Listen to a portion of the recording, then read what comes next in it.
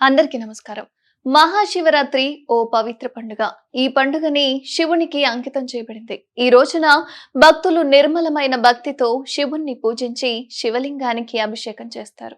మహాశివరాత్రి నాడు రుద్రాభిషేకం చేయడం అనేది చాలా ముఖ్యమైన విషయం. ఎందుకంటే రుద్రాభిషేకం చేయడం ద్వారా కోరిన కోరికలు నెరవేరుతాయని చాలా మంది భక్తులకు నమ్మకం. అయితే ఈ నేపథ్యంలో శివరాత్రి రోజున రుద్రాభిషేకం చేయడం వల్ల కలిగే విశేష ఫలితాల గురించి ఈ రోజు మనం తెలుసుకుందాం.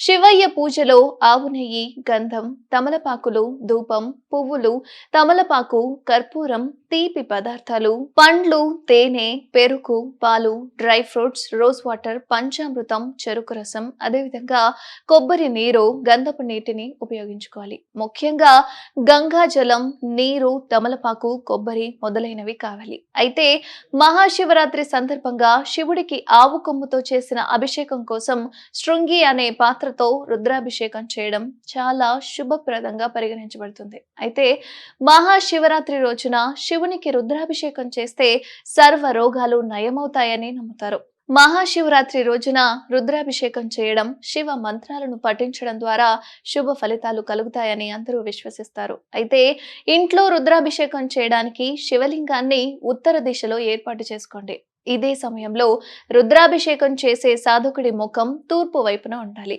అభిషేకం చేయడానికి శృంగిలో గంగాజలం పోసి అభిషేకాన్ని ప్రారంభించుకోవాలి. అనంతరం శివయ్యకు శృంగిలో చెరుకు రసం, తేనె, పెరుగు, పాలు, పంచామృతంతో సహా అన్ని ద్రవాలతో శివలింగానికి అభిషేకం చేయండి. శివునికి అభిషేకం చేసేటప్పుడు మహామృత్యుంజయ మంత్రం, శివ తాండవ స్తోత్రం, ఓం నమః శివాయ లేదా రుద్ర మంత్రం వంటి ఏదైనా శివుని మంత్రాన్ని జపించుకోవాలి.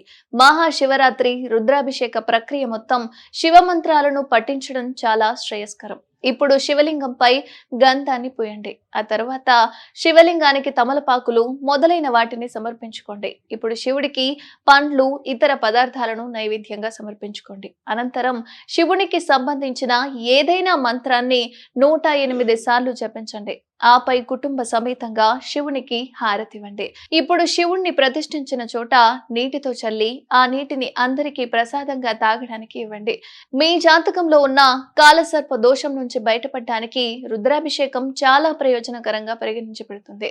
శివుని అనుగ్రహంతో గ్రహ దోషాలు కూడా శాంతించి సాధకుడు జీవితంలో పురోగమిస్తాడు. శత్రువులపై విజయం సాధించాలనుకుంటే లేదా ఏదైనా పనిలో విజయం సాధించాలి అనుకుంటే రుద్రాభిషేకం చేయడం చాలా ప్రయోజనకరంగా పరిగణించబడుతుంది. అంతేకాదు సంతోషం, శాంతి, సంపద, ఆస్తి, కీర్తి మొదలైన వాటిని పెంపొందించేందుకు రుద్రాభిషేకం కూడా చేస్తారు. కొత్త ఇల్లు లేదా వాహనం కోసం నమ్మకం ప్రకారం కొత్త ఇల్లు కానీ లేదా కొత్త కారు కొనాలనుకుంటే పెరుగుతో రుద్రాభిషేకం చేయండి. సంపద కోసం అయితే లక్ష్మీదేవి అనుగ్రహం పొందాలి అనుకుంటే చెరుకు రసంతో రుద్రాభిషేకం చేయండి.